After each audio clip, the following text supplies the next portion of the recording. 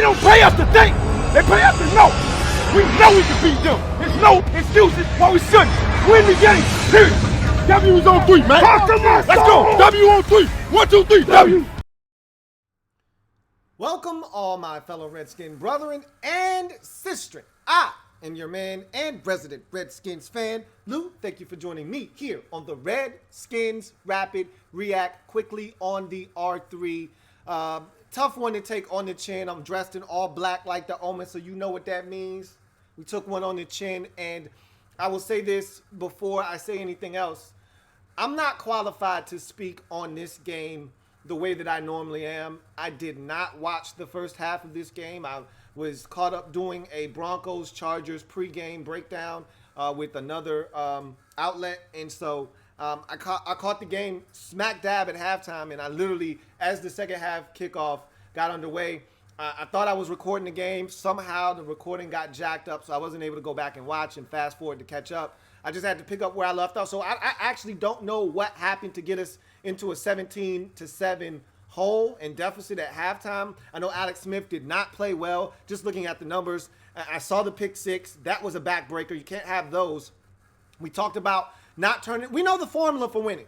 And this is why I didn't think we were going to win this game, because the Texans, it was a splitting image. I said they're just like us. They can't score. They struggle, but they don't beat themselves. Well, we forced turnovers. They forced turnovers. They had opportunities. We had opportunities. It was one of those games, as I said, two evenly matched football teams. The total yardage at halftime, dead heat. Both teams had 153 total yards of offense at halftime. The difference at halftime, we had two turnovers. They had one, and the one that we had was a backbreaker, or one of the two that we had was an absolute backbreaker. The 101-yard pick six looked like some kind of miscommunication between Jordan Reed and Alex Smith. Smith was expecting him to maybe continue running. Reed looked like he sat down. Whatever happened, you can't make that kind of mistake at that portion of the football field. You have to get something out of that, whether it be 7 or field goal. Just think about how this game turned on that play. You're looking at a 14 to 10 point swing. All right, whether the Redskins get a field goal, tie the game at 10, or the Redskins get a touchdown, take the lead 14 to 10. Either way, you go from that to 17-7, and even though we dug ourselves out of that hole eventually and actually took the lead, so I'm glad that that happened, so they can stop talking about no lead changes all season long. That shit is done good. I'm glad it's out of the way. But nonetheless, we dug ourselves out of that hole, and we took the lead, but we weren't able to hold on. And I talked about this before. I talked about it last week, as a matter of fact. It's one of my nitpicks. Stop wasting second half timeouts. It came back to bite us in this game. If we would have had that one last timeout, it would have preserved another 40 seconds on the clock. We win this football game. If everything played out the way that it did the final, let's call it a minute of the game, where Fairbairn misses the field goal and we move it down the field, just think about having an extra 40 seconds. All we needed was 5 more yards. We would have been in field goal range. And I hate the fact that once it was down to 19 seconds, that they started panicking, trying to make sure we got out of bounds. I would have loved to have just gotten a 5 to 7 yard pickup, hurry up and spiked it with about a second left.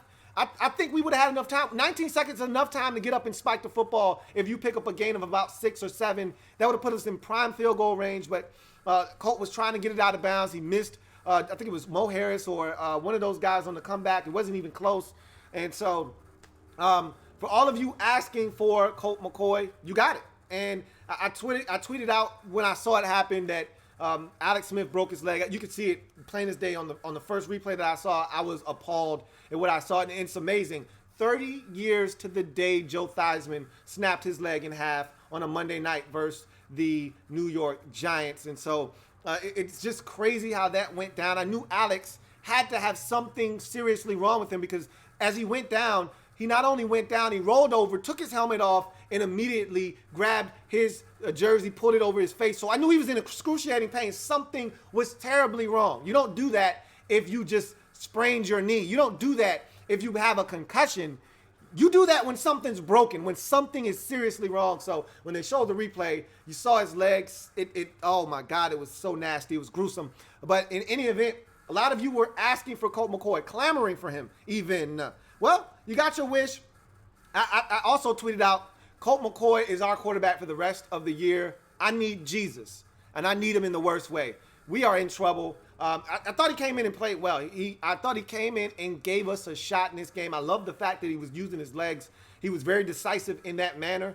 But at the end of the day, he's still Colt McCoy. And I know a lot of you are going to be blinded by what you saw today. And you're going to think, oh, we scored 21 points. Colt came in and we scored 2 touchdowns. And if Colt was playing the whole time, we would have won the game. That may be true.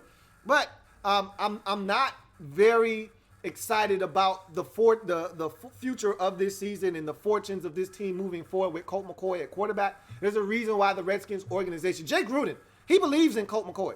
All right, Jay thinks that Colt could come in, and you can see there's a stark difference and a stark contrast between Colt McCoy at quarterback and Alex Smith in terms of the play calling, the quick game, because Colt is more familiar with Jay and Jay's more familiar with Colt. You got to remember, he's been in Jay's system for like 4 or 5 years now, so he's very familiar with the play calling and the playbook.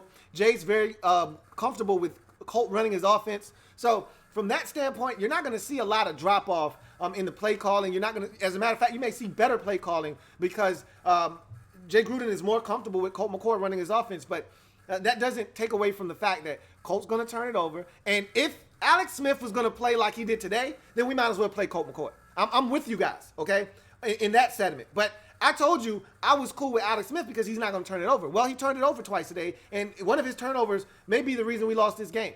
All right, so again, I didn't watch the first half, so I can't sit here and be hypercritical of the team and talk about what this guy should have did or this happened or that didn't happen. All I know is I saw the second half. We wasted another timeout. It came back to bite us. That was not a holding on Josh Norman. We should have had the football back with an opportunity, whether it be down 6 or 5, or down 3, whether he made the field goal or missed it. We should have had the ball back with 1:40 and let's call it a timeout. We should have had the football back.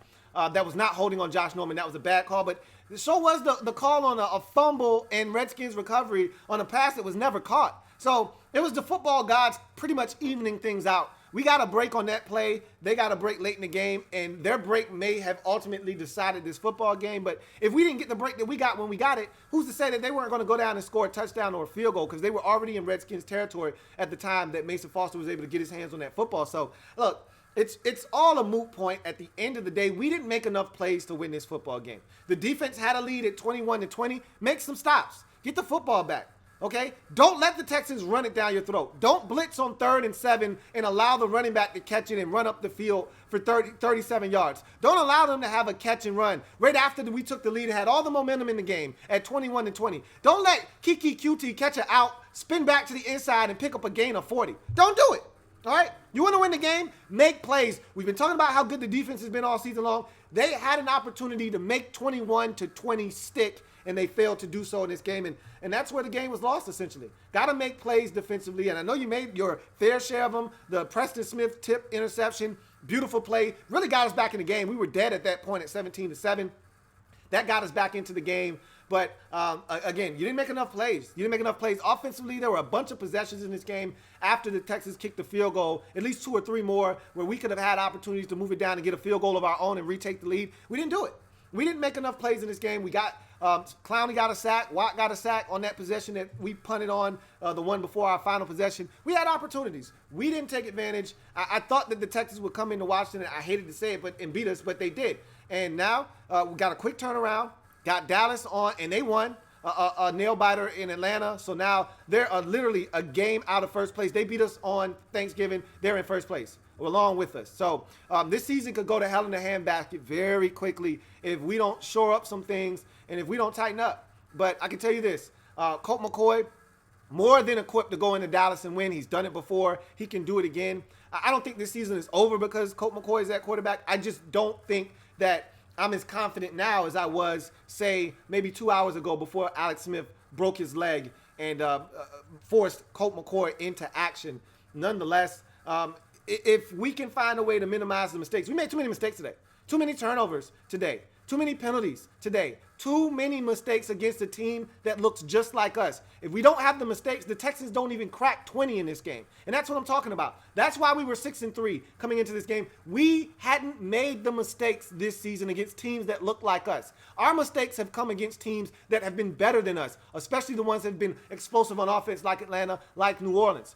This game was tough to stomach because They look just like Carolina. They look just like the Giants. They look just like all the other teams we had beaten this season that had a tough time scoring, that looks just like us, that plays good defense, that if we just didn't turn it over and we didn't beat ourselves, we would have been able to come out with a victory. Instead, we make mistakes in this game. It comes back to haunt us, and we lose this football game 23-21. So, as I said, I've got to go back and watch the entire first half. I didn't get to see any of the first half for that matter, but I saw all of the second half, and enough of the second half told me the story of why we lost this football game, and I was able to piece together some of the things that happened in the first half.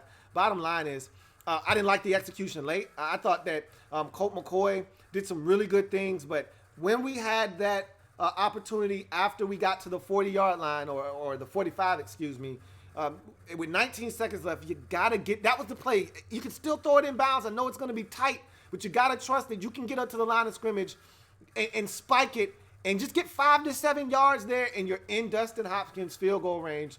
You got to get something there. You can't put yourself in a position where you got an injured kicker kicking a 63-yard field goal for the win. He hasn't shown us that distance in his career. Even the career long that he has of 56, that one barely cleared the crossbar, so you knew he wasn't banging it home from 63. So they had to get something there, and they didn't. And again, Jay wasting a second half timeout, this time on defense. Why, I don't know, but he wasted it, and those kinds of mistakes, they come back to get you every time. I tell you, I don't give a damn what you do with your first half timeouts. For the life of me, do not waste second half timeouts. They'll get you every single time, and we got in this game. Not to mention, I can't stress this enough, that Josh Norman penalty that gave the Texans an opportunity to run off an additional minute of the clock and force us to use our last timeout was a bogus call, and it should not have happened. But like I said, it was the football gods evening the playing field out, because that was not a catch and fumble by DeAndre Hopkins, and we shouldn't have gotten the football there. So I'm not going to complain over spilt milk. Bottom line is, they made enough plays. We didn't. We suffer the loss, and now you have to come to the realization that we are a game up on the Cowboys. We got to watch this Saints game to see what happens with the Eagles. We could literally be up just a game on both the Eagles and the Cowboys. But I'm not really worried about the Eagles. I think that they're not the same team that they once were. The Cowboys are the team that I'm worried about. I told you that this past week, that the Cowboys are the team that we have to worry about. They beat the Falcons, and now they're hungry, and they're looking to get us back for what we did to them earlier in the season. And if they do, we're all knotted up at 6-5. Down the stretch we go. So I am a Redskins fan, etched in burgundy and gold. My Redskins spirit will never die. Redskins spirit will never fold until we meet again. Hail to our beloved Watch the Redskins. Remember, there will be no Redskins report this week, as I am on a bye week. So unfortunately, there's so much to talk about, and I won't be here to talk about it. But we'll reconvene next week, and we'll talk about all the happenings after the Week 13 contest by the Redskins against the Eagles on a Monday night. So we'll have a lot to talk about then. In the meantime, I'm your man, Louie T, signing off. Hope you have a great Thanksgiving. I may do something on my website after the Cowboys game if I have the time, which I probably won't. But if I do, and I can sneak away and maybe record something, it'll be up on my site. It won't be up on YouTube. So if you're going to look for something Redskins related, you're going to have to come to my site, and you're going to have to come to the Redskins portion of the LouieTNetwork.net. But that's it for your man, Louie T. Tough, bitter pill to swallow. 23-21 loss to the Texans. Redskins are now 6-4. Texans leave this game at 7-3. 7 straight for the Texans after starting the season 0-3. And I just this one stings because they're not better than us. I looked at them. We shut down both of their receivers. DeAndre Hopkins, minimal impact. Did have a touchdown in the first half. Minimal impact on this game. You look at Demaryius Thomas. He didn't even have a catch in this game. So you essentially got beat on the ground, which really sucks, because we're going to have to do much better next week against Ezekiel Elliott, or they're going to beat us too. You know, if they can't run it, they struggle on offense. Well, we've struggled against the run the last couple of weeks. Struggled against Tampa, struggled in this game, struggled against Atlanta. That's 3 weeks in a row we haven't looked sharp against the run. And if it continues next week, and Ezekiel Elliott does what he did today and what he did last week against the Eagles, he's going to run for over 100, and the Cowboys are going to win. So you know the keys to the game. Can't turn it over. Got to stop their run game. And we have to make sure that when plays are available, we make them. Unfortunately, in this game, we made too many mistakes to come out victorious. And so we're 6-4. huge, massive showdown on Thanksgiving versus the Cowboys. We'll see what happens. But until then, I'm your man, Louie T. See you next time. Have a good one. Louie T Network.